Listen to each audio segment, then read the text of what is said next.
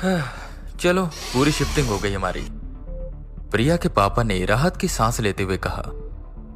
वो एक private company में काम करते थे और पिछले महीने ही उनका प्रमोशन हुआ था और उसी प्रमोशन के साथ हो गया था उनका ट्रांसफर। तो वो जल्द से जल्द अपने छोटे परिवार, जिसमें उनकी बेटी प्रिया, उनका छोटा बेटा नमन और अपनी पत्नी आराध्या के साथ दिल्ली आ गए। उन्होंने दिल्ली के ही छतरपुर में एक घर खरीद लिया, जो कि उस समय काफी कम दामों में मिल रहा था। घर देखने में ज्यादा बड़ा तो नहीं था, पर घर की कंडीशन काफी सही थी। जिस मोहल्ले में उन्होंने घर लिया था, वहां का माहौल सुनसान सा था। आसपास जितने भी घर थे, उनमें से आधे घर खाली थे। शायद इसी वजह से इस घर का दाम कम होगा, प्रिया के पापा ने सोचा। खैर, सारी शिफ्टिंग करने के बाद वो सब आराम से बैठ गए। जहां प्रिया का छोटा भाई नमन बाहर बने छोटे से बगीचे में खेल रहा था। उनके घर के उस बगीचे में एक गूलर का पेड़ भी था, जो कि काफी बड़ा था। गर्मियों का समय था, तो शाम को सभी उसी गूलर के पेड़ के नीचे बैठे हुए थे। तभी प्रिया ने एक शख्स को देखा, जो उनके गेट के पास खड़ा था और वो कभी उनके घर की तरफ देखता तो कभी उनकी तरफ। प्रिया ने यह बात अपने पापा को बताई। उन्होंने उस आदमी से पूछा, कौन हो आप?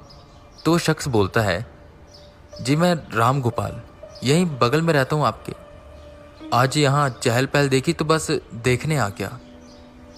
उसकी आवाज में एक डर सा था। आइए अंदर आइए, प्रिया के पापा ने कहा, जिस पर राम गोपाल कुछ हिचकिचाते हैं और बाद में कभी आऊंगा कहकर चले जाते हैं। ये बात उन सबको अजीब लगती है। खैर, रात हो जाती है। वो सब सोने के लिए चले जाते हैं। प्रिया अपने छोटे भाई के साथ सो रही थी। उसका कमरा बिल्कुल उस कूलर के पेड़ के सामने था और खिड़की से उस पेड़ की बड़ी बड़ी शाखाएं दिखाई देती थी। प्रिया को एक आवाज आई। उसने आंख खोलकर यहां वहां देखा तो वहां कोई नहीं था कि तभी उसकी नजर खिड़की पर पड़ी और जो उसने देखा उसे देखकर वो जोर से चीख पड़ी। उसने उस कूलर के पेड़ की एक शाखा पर सफेद लिबास में एक औरत को देखा, जो कि एकटक उसी की तरफ देख रही थी और उस औरत की गोद में एक बच्चा भी था। प्रिया की चीख सुनकर उसके मम्मी पापा आ गए और प्रिया ने उन्हें ये सारी बात बताई। वो काफी डरी हुई थी, पर जब सबने वहां देखा तो वहां बस एक सफेद रंग का कोई कपड़ा लटक रहा था, जो शायद प्रिया के पापा की शर्ट थी। ये देख नमन जोर जोर से हंसने लगा। दीदी, आप तो एक कपड़े से डर गए। प्रिया ने गौर से देखा तो वो उसके पापा की शर्ट ही थी, पर वो मन ही मन ये सोच रही थी कि उसने सच में वहां एक औरत को देखा था, जिसकी गोद में एक बच्चा भी था। पर अब वो क्या कह सकती थी। उसके पापा ने खिड़की का पर्दा लगा दिया और उसे सोने को कहा, पर वो पूरी रात सो नहीं पाई। उसके दिमाग में उस औरत की छवि बार बार बन रही थी, उसका उसे ये घूरना और उसकी गोद में वो बच्चा। ये सच में कोई भ्रम था या वहां सच में कोई था? यही सोचते सोचते कब उसकी आंख लग गई, उसे पता ही न चला। अगले दिन संडे था, तो सब आराम से उठे।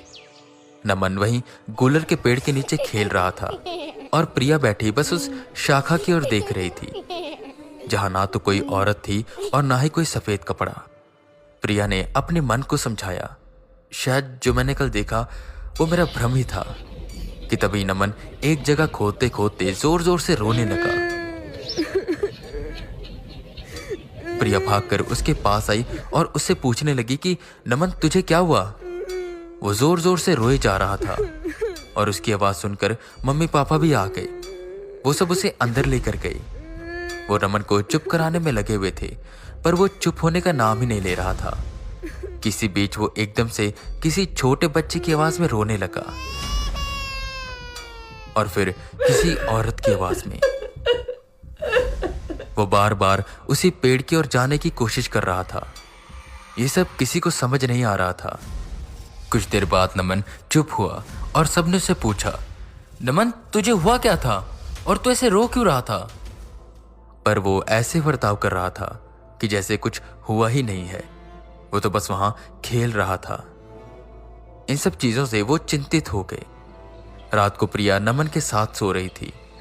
उसकी तबीयत कुछ खराब सी लग रही थी, तो वो उसके माथे पर हाथ फेर रही थी। उसे हल्की हल्की नींद आने लगी और अभी वो पूरी तरह से सो ही पाती कि अचानक से उसे एहसास हुआ कि उसके हाथों में कुछ गीला गीला लग रहा है। उसने अपनी आंखें खोली तो देखा उसके हाथों में खून लगा था और अब उसके सामने नमन नहीं बल्कि वही औरत थी जो उसने कल रात कूलर के पेड़ पर बैठी हुई देखी थी। वो एकटक उसकी ओर देख रही थी। उसकी आंखों से पानी बह रहा था और उन दोनों के बीच में एक छोटा सा बच्चा था जिसकी आंखें पूरी लाल थी और वो रोए जा रहा था। ये सब देखकर प्रिया जोर से चिल्लाती है, जिससे नमन उठ जाता है और रोने लगता है। उसके मम्मी पापा भाग कर आते हैं। अब प्रिया रोते हुए यही कह रही थी कि यहाँ कुछ न कुछ है। उसने फिर से उस औरत को देखा और नमन भी अब फिर से रोते रोते कभी किसी बच्चे की तरह रोता तो कभी किसी औरत की तरह। प्रिया के मम्मी पापा को भी लगने लगा कि यहाँ सच में कुछ न कुछ है। उन्होंने ये फैसला किया कि अगले ही दिन वो किसी पंडित जी को बुलाएंगे, पर अभी के लिए वो सब साथ में सो गए। अगले दिन नमन को बहुत तेज बुखार हो गया। उसके पापा दवाई लेकर आए, पर कोई सुधार नहीं हुआ। पंडित जी को उन्होंने बुला लिया था, जो कि शाम को आए और घर में आते ही वो सीधा उस बगीचे में घूमने लगे और बार बार उस कूलर के पेड़ के चक्कर काटने लगे। उन्हें ये यकीन हो गया था कि यहाँ जो भी है उसका संबंध किसी न किसी तरह इस कूलर के पेड़ से है। ये सब होते हुए रामगोपाल जी देख रहे थे। वो काफी डरे हुए लग रहे थे।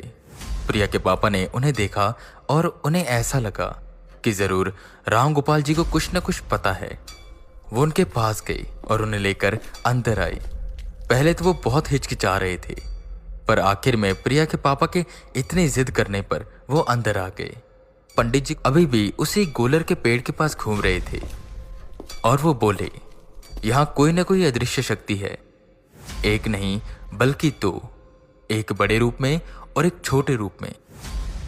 वो जरूर शीतल और उसकी 8 महीने की बेटी परी होगी। रामगोपाल जी को कुछ न कुछ तो पता था।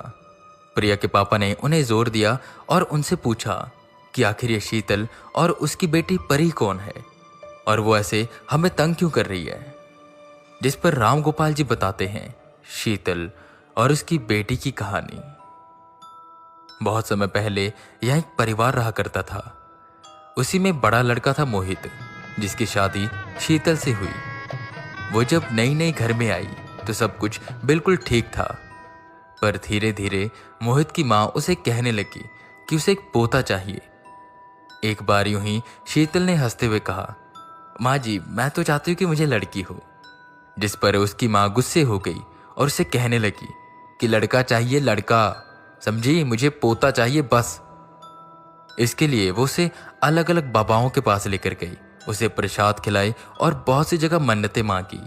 शीतल जब पेट से हुई तो सब यही आस करने लगे कि उसे लड़का हो, पर नियति को कुछ और मंजूर था। शीतल और मोहित को एक फूल सी बेटी हुई जिसका नाम उन्होंने परी रखा। पर मोहित की मां का बर्ताव तब से और बदल गया। वो उसे बात बात पर ताने देती, परी से प्यार से खेलती नहीं और उससे अलग बर्ताव करती, जैसे वो उनकी पोती है ही नहीं। और बात तो सही है, उन्हें तो बस एक पोता चाहिए था। जब यह अत्याचार बहुत ज्यादा बढ़ा तो घर में लड़ाइयां होने लगी और मोहित भी अपनी मां का साथ देता और शीतल को अकेला कर देता। जब शीतल हार गई तो उसने यहीं आत्महत्या कर ली और साथ ही साथ उसने अपनी बेटी को भी मार दिया। बदनामी के डर से उसके ससुराल वालों ने शीतल को और उसकी 8 महीने की बेटी परी को इसी गुलर के पेड़ के नीचे दफना दिया।